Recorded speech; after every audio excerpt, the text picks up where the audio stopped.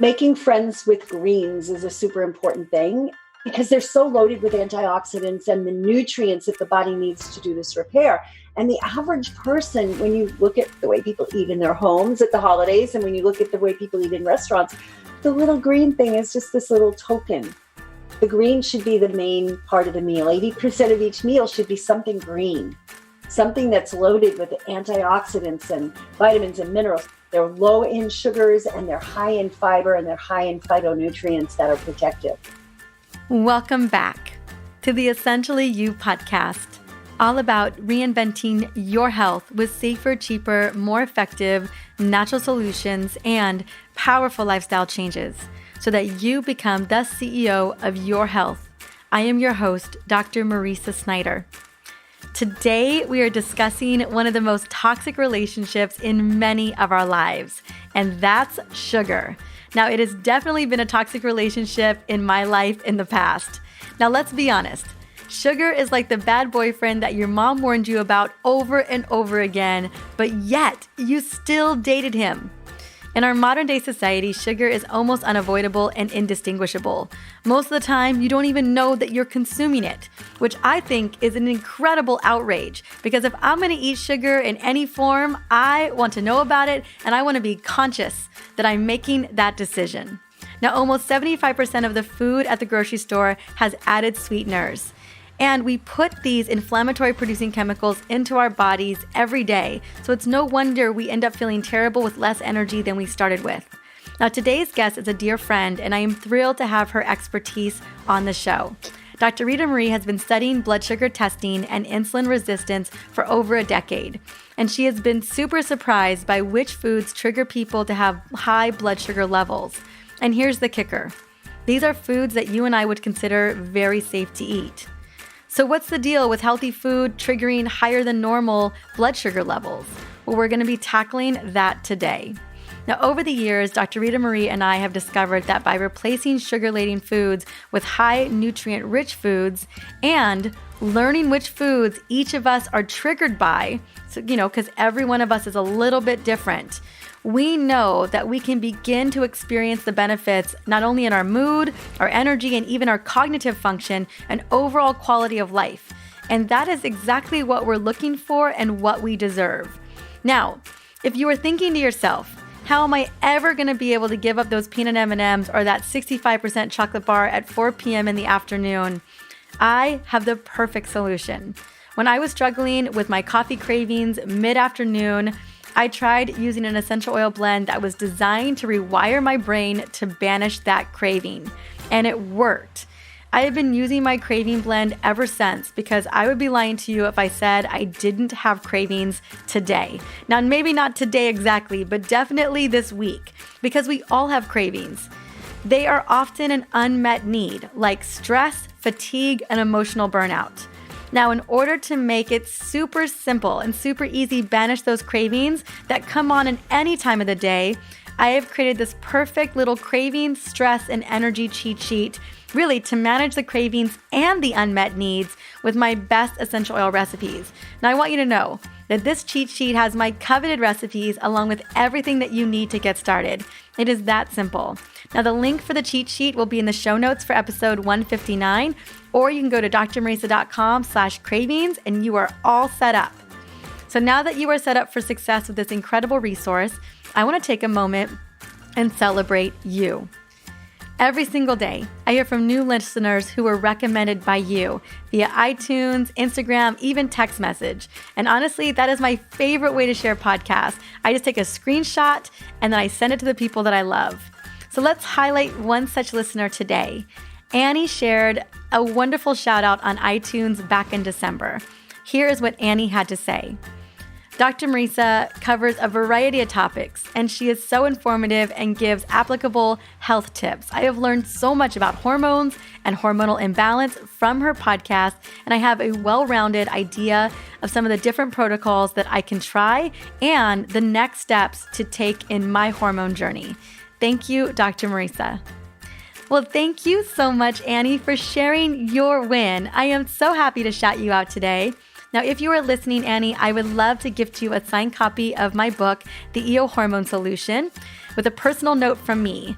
This book is filled with all kinds of protocols, no matter what you've got going on when it comes to your hormones.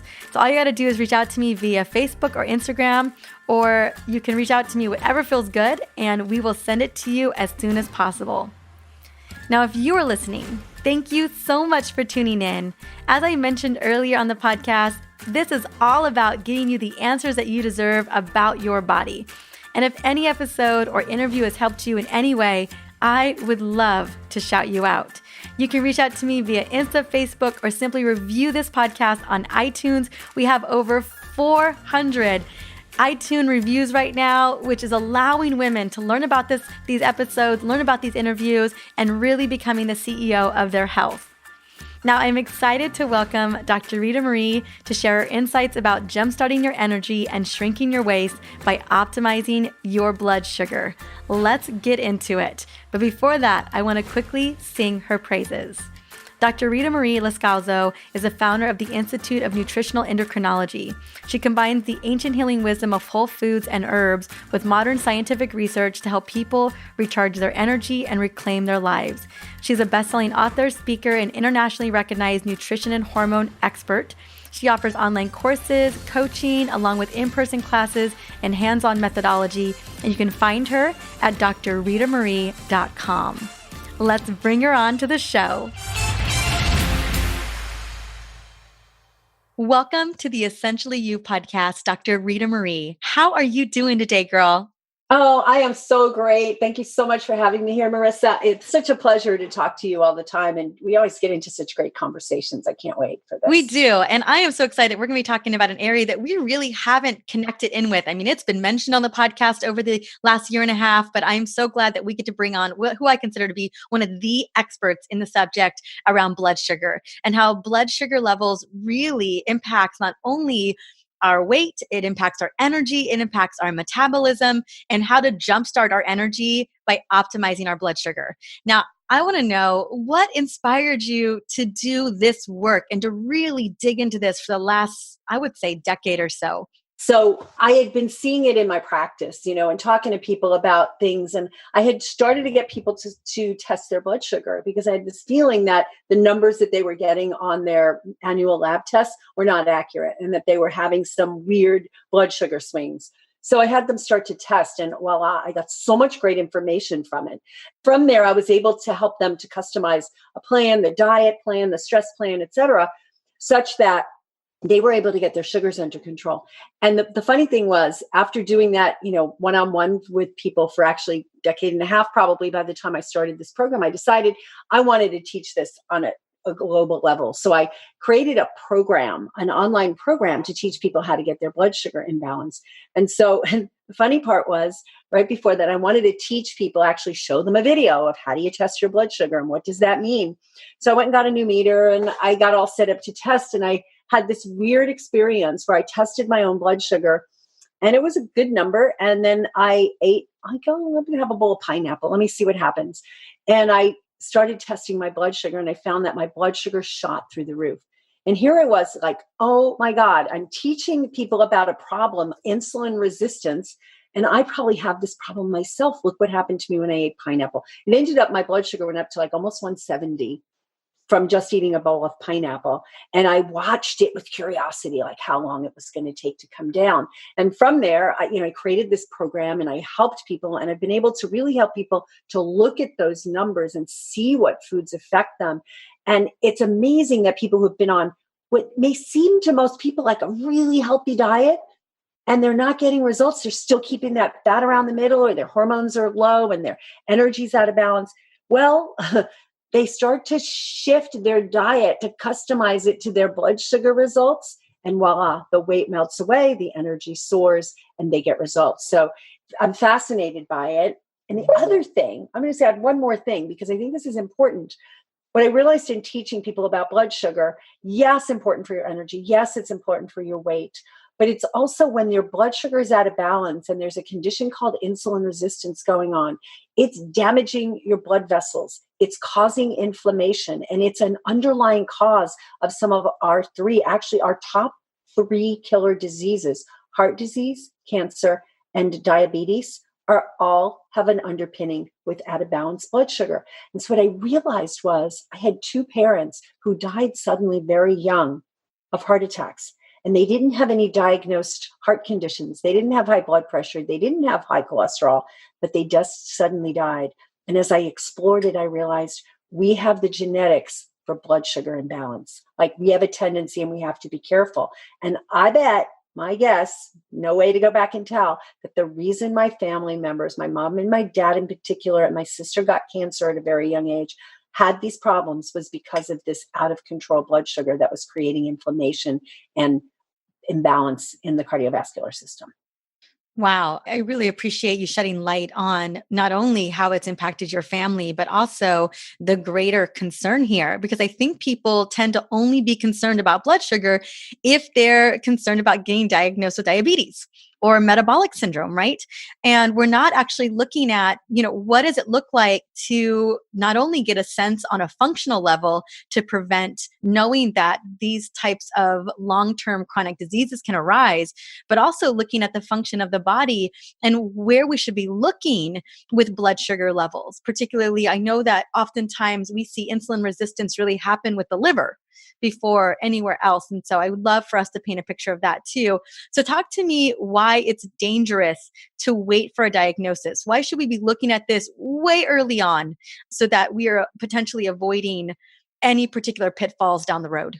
Yeah. So it's that avoidance. And so what's happening is that conventional medicine will look for diabetes and diagnose it when the blood sugar fasting goes into the 120s consistently.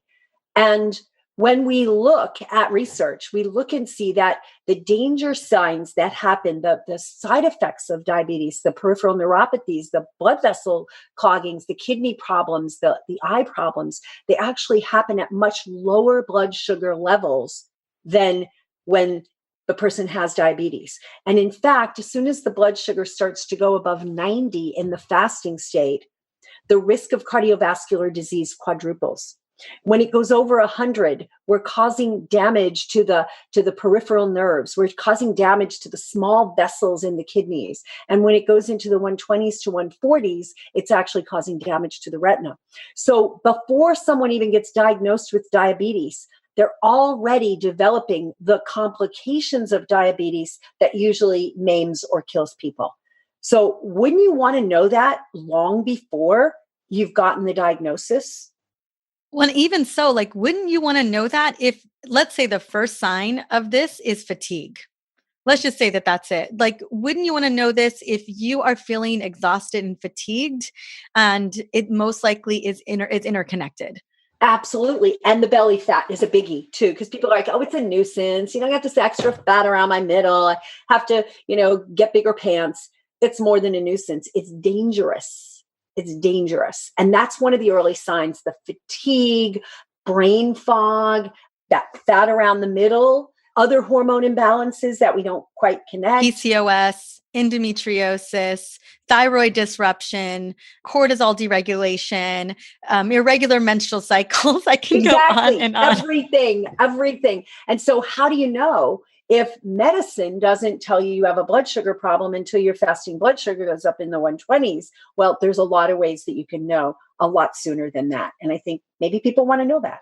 I agree. Now, talk to me really quickly before we get into understanding and knowing much earlier on. How do we I had another expert, a woman, Molly Carmel, come on and talk about breaking up with sugar. Her new book is coming out, actually just came out. A lot of my audience already knows how I feel about sugar. They definitely know after that episode that just aired not too long ago. And I was so excited to have you on pretty much right after, because I was like, I just really want to nail this. But what is as a functional practitioner, your normals are very different than the medical normals. And these are the normals we really want to be looking at. What are the normals we need to be paying attention to? Yeah. So for fasting blood sugar, which is the only thing that medicine ever looks at until you get diagnosed, I think it should be in the low 80s, 80 to 85.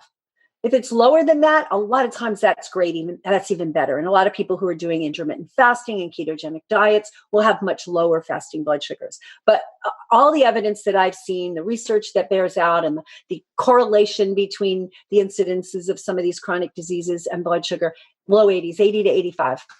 Okay, good to know. Now let's talk about how do we begin to look at blood sugar balance in a different way versus just going to the doctor, looking at that 120 to see if we are getting into the danger zone. What should we be looking out for first? Yeah, great question. And so all of those symptoms that you've been talking about, and you're kind of doing like what you should be doing to solve them. Do you know what I mean? It's like your energy and you're like, oh, I'm taking ginseng and I'm using the essential oils and Right. I'm doing whatever, and it's not working.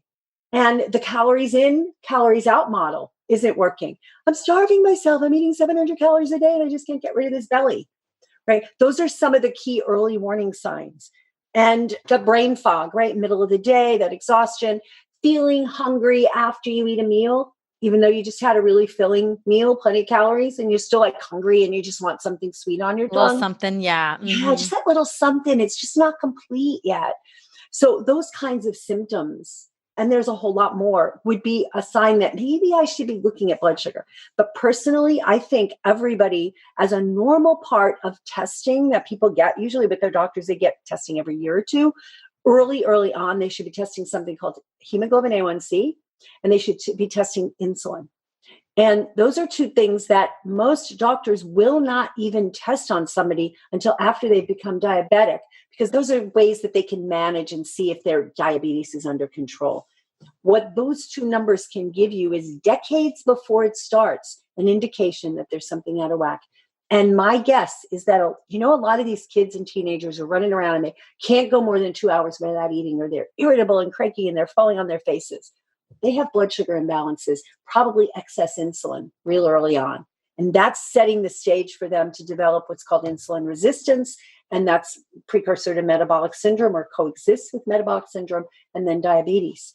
And so if we could catch people, and early on, when you're first starting to do testing with somebody, test a baseline and get a fasting insulin and an A1C. And how easy is that to get? We talk a lot about really demanding and requesting what we want, and when it looks at a functional approach. Will we get this from a primary practitioner, or do we have to go into the functional world and find that? They're normal tests. They're normal tests. Any Okay. practitioner can get them. They run about between $25 and $35 a test, depending on the lab. If you've got somebody who is open-minded, who isn't one of these, pharmaceutical disciples, they will say, okay, it's not going to hurt, I'll do it, right? If it's in an HMO, they may have, their hands tied because the HMO is only going to pay for certain things, but you can pay out of pocket. I mean, $50 for these two tests combined, really, it's a really good investment. Plus, there's direct access labs out there. There's direct labs, there's Your Lab Works. There's a number of them, and they're popping up all over the place because there are people who believe that your health is in your own hands and you have a right to directly order whatever tests you want to order for yourself. You don't have to have a doctor's prescription. So it's very easy to get these tests. And when you know how to read them, you can get really early signs that something's amiss. The other thing, which is super inexpensive, is a blood sugar meter. Now, a lot of people have an aversion to pricking their finger. It's not a big deal, but you can actually test at certain intervals after the meal, and you get what I call the peak, like the postprandial peak of glucose. And that will give you a good indication of how much damage is happening. So if after you eat a meal, you go from 85, which was me, 80 to 85, start out. And then after my pineapple excursion, and I found a bunch more foods like that, I was going up to 167, 170. But at 2 hours, I was back down to normal. So if I got measured and evaluated by a standard medical doctor who says, oh yeah, as long as you're postprandial 2 hours after eating is what postprandial means. 2 hours after eating, glucose is 140 or less, you don't have a problem. Well, no, if it's 140 2 hours after eating, it means it peaked much higher. And all those times, that whole number of minutes or hours that it was high, you're causing damage to your blood vessels, thickening of those blood vessel linings, damage to the peripheral nerves, damage to the retinas, damage to the kidneys. And you're just leading yourself down this path, plus inflammation.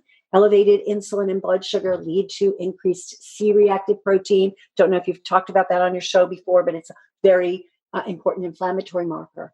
So we do these things and we can get these numbers.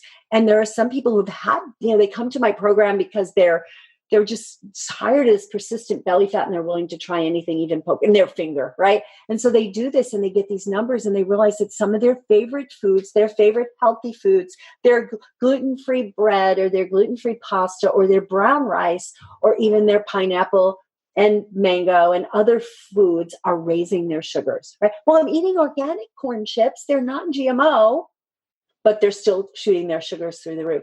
And so we help them to put together a program that only has them eating the foods that keep it low enough so they can reset their insulin receptors. And then a lot of times they can go back on some of those other foods, but they need what I call metabolic reset. Right. Let's talk a little bit about that metabolic reset. And let me just understand that the key piece here is that we can reset this with food.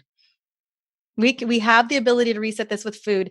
Before we get into that, or I just want to just put this out there too, can we just touch upon in just a moment the implications of stress? We know that stress also raises insulin levels. We know that, we have to not only raise cortisol, but that co-creates raising insulin. I tell people that sometimes when you are in a state of perceived stress, it's like eating a cupcake without actually getting to eat it. Yeah, exactly. I use candy bar as the example. Okay. I call it the candy bar eating effect of stress. And I've seen it happen in my clients, in my family members, and in myself. And I remember writing a blog post one day, and I basically titled it, "I ate a candy bar today." Now, those who know me, who are in my environment, they're like, "She doesn't eat candy bars ever," right? Ever. I know you don't. Right? Ever. So they're like, "I ate and that was the name of the email too. I ate a candy bar today." And I got the best open rates on that email. So they're suddenly reading about it. I said, well, I didn't get the pleasure of eating the candy bar, but I got the effects of eating the candy bar. And here's what happened. I was, in the state and I had tested my sugar and it was great. And then I lost control. Instead of doing my heart math and my breathing and doing my things to transform my stress, I let myself go for it. And then I tested my sugar and it was 157.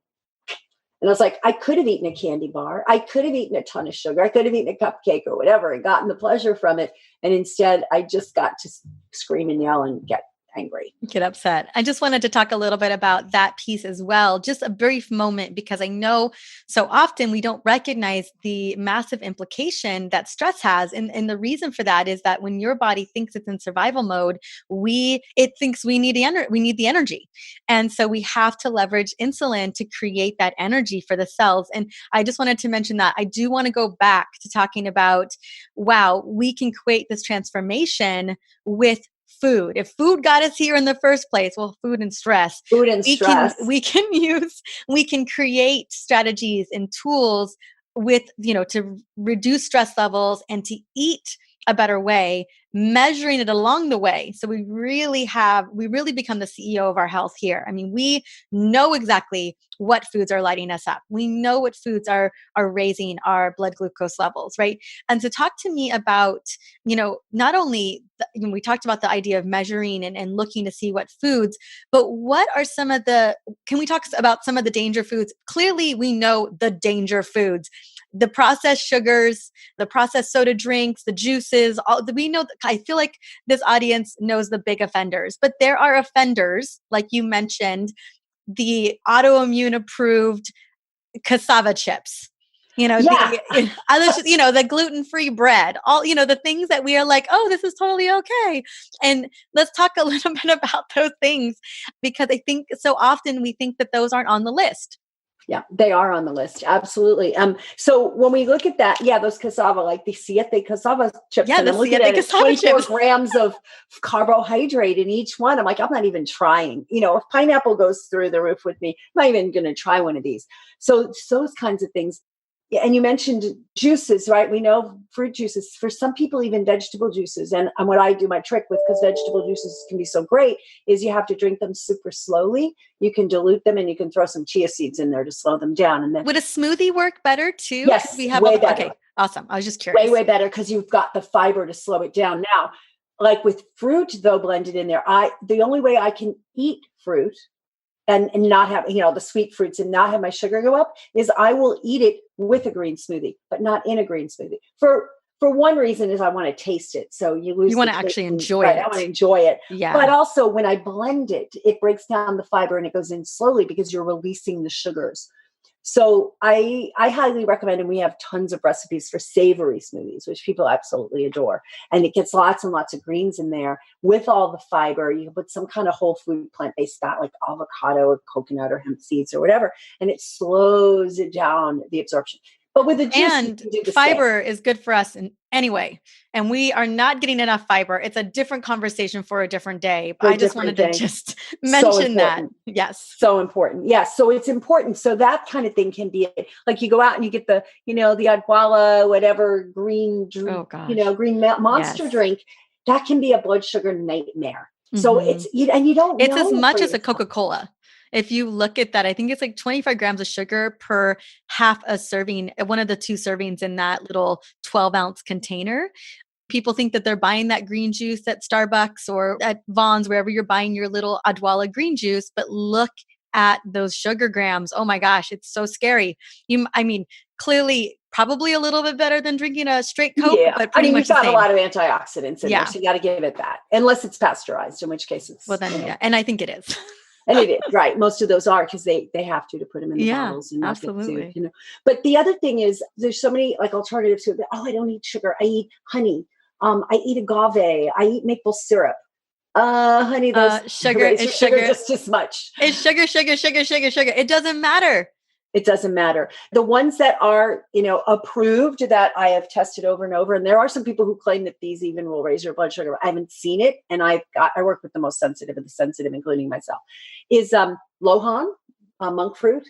As long as you get the pure monk fruit, not the white crystallized stuff, not the stuff that's cut with dextrose or whatever else they put it in, but pure monk fruit extract is amazing. And it has a nice sweet, and it has a lot of nutritional values, and Chinese medicine uses it a lot. And then stevia. So stevia is another one, but not the white crystal stuff. There's a lot of people who will say, oh, I've read an article that stevia is not good either. No, anything that's white and crystal in a box, I'm a little concerned about, but I used to grow stevia. Stevia growing in my yard, and it looks like a mint leaf. Or you can get dehydrated stevia, green stevia, and you can use that. And it actually has a lot of nutritional benefits. So as long as it isn't, because I know we Thanksgiving just happened for a lot of us, right? The holidays just happened, and a family member really mindful. I'm always very mindful about sugar intake. Actually, I wasn't eating any sugar at all, but they were like, well, just in case, we're going to make a little dessert for you with monk fruit. But it was the crystallized. It looked like a bag of sugar. And I was like, oh my gosh, I didn't even know it came like this. You didn't know it came like that. It should be No. brown. It should look and have a little smell, almost like molasses. And it's dark. It's definitely This dark. was not dark. I was like, wow, this is really interesting. I didn't know. And so I was a little skeptical about it. I didn't actually end up eating the dessert anyway, but I was just curious because thank you so much because I hadn't dug into the research on that. I thought it was very interesting. Thank you for that clarification. So we don't have any sugar in the house. Like we don't even have honey in the house. And and you two, I know, we're on the same, but you and I are very much on the same plane. My mom and my sister always tell me how boring our house is because there's there's no chips here. There's no gluten-free crackers here. There's no bread here. There's no sweeteners here. And they're just like, what are we supposed to eat in this house? And What are so you supposed to eat? yeah, exactly. We use cinnamon to I put cinnamon in tea. I put cinnamon in coffee. That's what we use as sweetener in our house. Cinnamon's good because it actually has the effect of helping support the insulin receptors. So it'll actually make your blood sugar more steady. So that's a good one. But the other thing about that, I want to make sure that people are clear of flour. So it's really not just, gluten flour. It's any kind of flour because you've broken it down and it just gets right in really quickly. And we're talking about almond flour. Because a lot of people are doing different flours, not even doing grain flours today.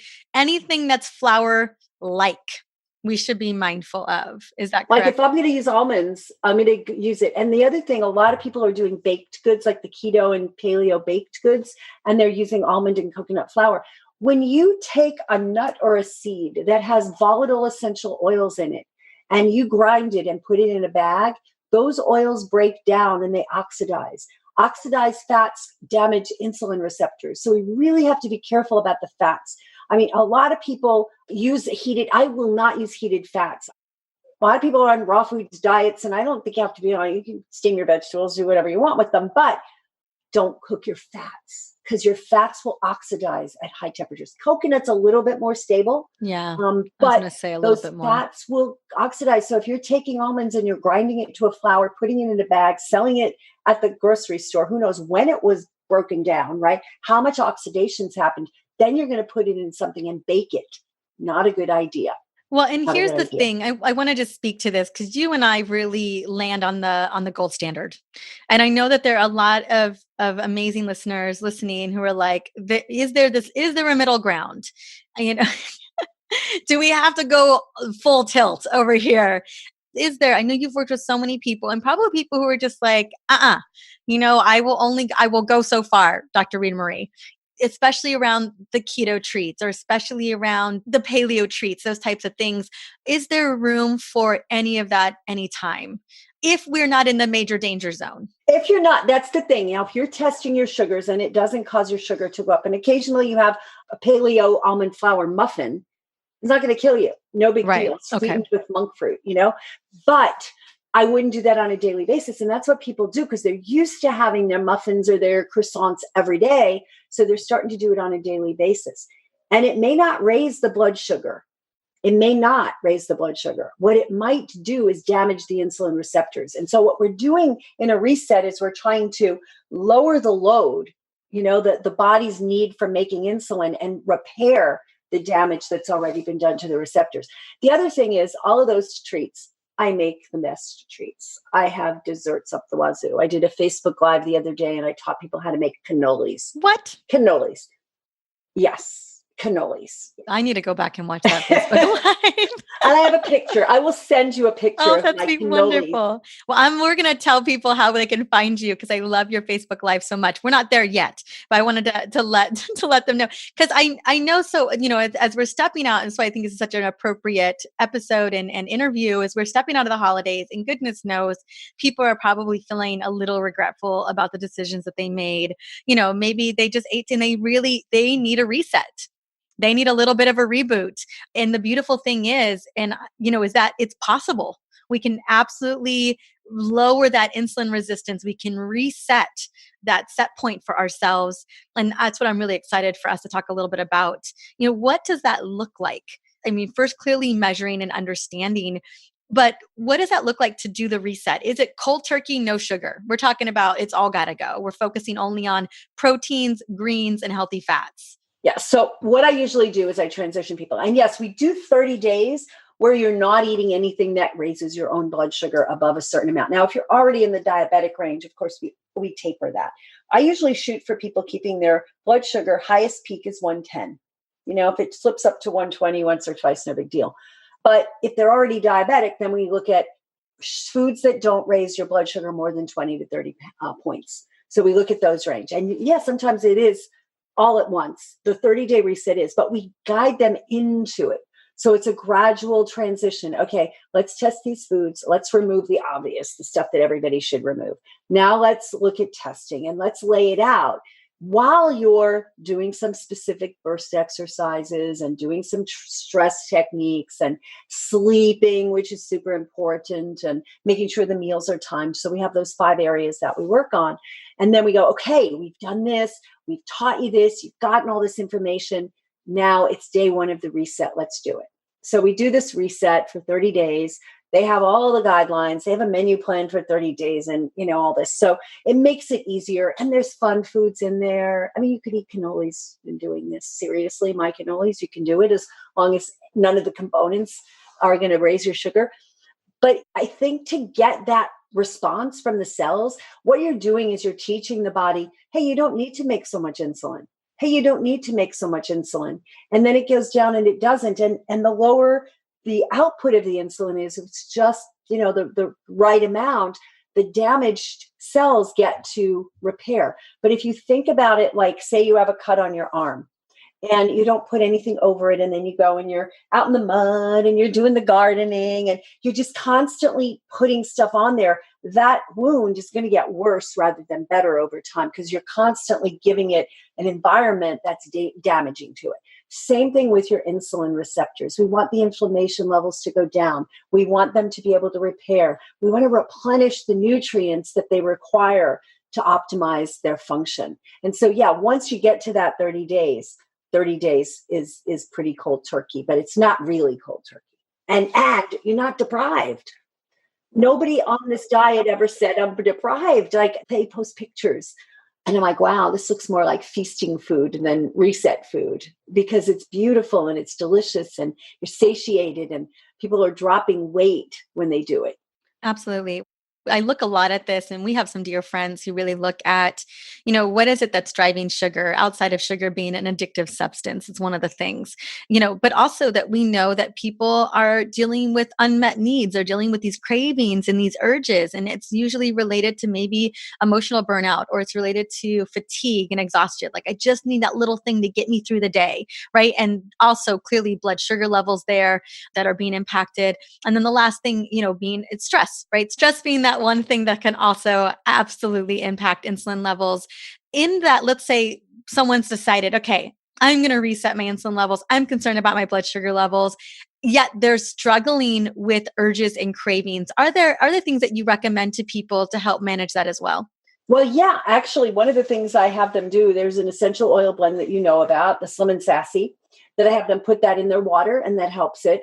I have them take some extra magnesium and chromium, which helps them to relay that. But when you're dealing with the emotional, like, I just have to have something, we have recipes for like little bonbons and candies that I recommend that they make a whole batch of them and stick them in a container in the freezer. And then when you get that urge, you just grab one of those. And we make those little candies with herbs and foods that actually help to support the repair of the insulin receptors instead of damaging them more. I love that. It's awesome that you have that in place.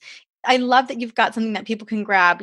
Some of my recommendations, clearly essential oils are big, so it can knock out that craving. We know that neurological pathway exists. I have people go and take a walk, or go or go journal it out. There's lots of little strategies and techniques depending on what works for people. I was just curious about that as well. Anything else we should know? Anything that we haven't connected on with? I feel like you've done such a marvelous job kind of laying out how to get started. Yeah, I think that, making friends with greens is a super important thing. When we talked about green smoothies, and I know you're a big fan of greens. I am. Woo. Because they're so loaded with antioxidants and the nutrients that the body needs to do this repair. And the average person, when you look at, the way people eat in their homes at the holidays, and when you look at the way people eat in restaurants, the little green thing is just this little token, right? The green should be the main part of the meal, 80% of the plate, right? 80% of each meal should be something green, something that's loaded with antioxidants and vitamins and minerals. It could be broccoli, it could be, and green I use loosely because cauliflower is not green and cabbage is not dark green, but still, those are loaded with nutrition like that. They're low in sugars, and they're high in fiber, and they're high in phytonutrients that are protective. And so a lot of that stuff, and learning to make them in really delicious, fun ways, can be phenomenal. I love to teach that. I love to get on video and just share with people how to do those things. I love it. And I think that's really what it is how to do it. Cause I think a lot of people are like, how do I get this all in? And I recommend a pound of greens a day to help with estrogen regulation, to support hormone balance, to support gut motility. I mean, there's so many big benefits here that we're talking about. But if your concern is estrogen dominance or estrogen deregulation, a pound of greens a day is what's going to really help reset that. So I'm so grateful that you mentioned that as well. I think the other thing too is just being really mindful, maybe getting clear on journaling out what you're eating. What are your triggers? Where are you falling off the wagon? Like what part of that day, like you said, there's that habit, the croissants every day or the muffin every day, like getting clarity. I think that first step is self-awareness, because so often we don't even realize we're doing it. Absolutely. Absolutely. Self-awareness is huge. And like you said before, when we talked about the craving piece, it's more than just the food piece. And I gave you some ideas with the food, and you mentioned like meditation breaks. Heart math is one of my favorite things to do. Taking a walk. And I'll tell people, okay, so if you really have that craving for something that you shouldn't be having, have something green first. Just have something green and tell that little monkey mind part of you, okay, as soon as I finish this green thing, if I still really desire that candy, then I'll go get it. I have this whole strategy I call the snack attack strategy. What do you do to stave off the snack attack demons? And that works phenomenally for people. That works so, so well. Part of it is when it is an emotional thing, it's like deprivation and you can't have that. And then there's that voice inside that's, yes, I can, just watch me. So when you say, yeah, you can, but first we're going to have this green, we're going to steam up some broccoli, or we're going to make a smoothie, or we're going to do something, salad or some sort, and get that handled. And it makes a huge, huge difference for folks. Absolutely. One of my favorite things that Michael Pollan said a long time ago, and I forget which book it was, but he said, when you're having a craving, ask yourself, would I eat an apple right now? And if you wouldn't eat an apple right now, and we can replace that, would I drink a green smoothie right now? Would I have a salad right now? And if the answer is no, then it's something else. It's emotional. Because I'll tell you, and I tell people all the time, your liver never wanted that Coca-Cola. Your liver never wanted that cupcake. Like, it never wanted to have to deal with that. Your body just thinks of it as an inflammatory attack. As good as it may feel on the taste buds, and goodness knows the food industry has done such a marvelous job, a wicked job at lighting up our dopamine centers. But your cells and your liver are just like, it's a no-go. Absolutely. And you know what else is really important is to think about this. When we're getting pleasure from the food, the only time it's pleasant is in your mouth. Once it goes down into your stomach, the pleasure is gone because the taste buds are in your mouth. So if we can lengthen the amount of time that it's in our mouth, and we go through this whole strategy of how do you, like meal hygiene. So the longer it's in your mouth, the smaller the bite, the longer you chew it, the longer it's going to last, and the more the pleasure is going to be there. So when we're sitting there going, I just need more, and you're scarfing down this whole bowl of ice cream, and you basically inhaled it and barely tasted it, you can extend your pleasure from the food, even if you're eating something you know you shouldn't. I remember this was Dean Ornish. I met him decades ago, and he said to me, I'm not perfect. Sometimes I just really want that piece of chocolate or that whatever. He says, I give myself the first bite and the last bite because those are the best, right? That first bite, you're like, oh, and then you inhale the rest, and then there's no more. And then you take your time with the last bite. Make every bite your first and your last. So powerful. I love that. That's such a great strategy. It is so true. We were, just a little side note, we were just in Maui for 3 weeks over December, and we were looking at reviews for this really lovely restaurant. And my husband saw a review where it was a 2-star review. And basically they had ordered all this food, and they talked about how amazing the food was, but they ordered these like lava coladas, like with it's all the puree. I mean, like the desserts they were ordering. And ultimately, so they had this beautiful glowing review. It's a 2-star review. And at the end, they're like, the food was great, but the restaurant gave us bad stomach. We had bad stomach issues. We felt so bad after eating at this restaurant. And as I'm looking at the coconut shrimp and the lava coladas and this big mud pie dessert, I'm like, you realize that what you ate is the reason why you don't feel good. And I don't know if it was the restaurant or not, but I was like, that was a guarantee setup that you were going to feel pretty crappy at the end of that meal. But they weren't connecting the dots. They just thought that the restaurant had done this to them. Oh, that's hysterical. Yeah. It's just recognizing, right? Recognizing those. I just want to say thank you so much. Now we were talking about this little gift you have. You've got this amazing little gift because I know people are like, okay, well, what are the foods that I should be eating? And you have a gift that the belly fat busting foods. This is a free little gift that you've created for us. Is there anything we should know about it? Yeah, it's basically, we call it a checklist, but it's way beyond a checklist because it's this beautiful thing. It has pictures of all these foods with a little description. It's very colorful. You can laminate it and put it on your refrigerator, and it gives you foods that help to restore insulin sensitivity. And because I'm a science geek, I love to explain why. I even give you a little description. So I'm not just saying, eat this, eat that. I'm saying, this is why it has this particular chemical, and this chemical causes this or that. So it's a several pages. And then at the end, there's just a short list of what you shouldn't be eating. And so that's my gift to you. Awesome. Yay. I'm so excited to put this in. This is going to be in the show notes, you guys, so you can go and grab it. Now, where else can we find you? Well, my main website is drritamarie.com. needs some updating. We are on Facebook. We have an Instagram. So Dr. Ritamarie on Instagram and Facebook.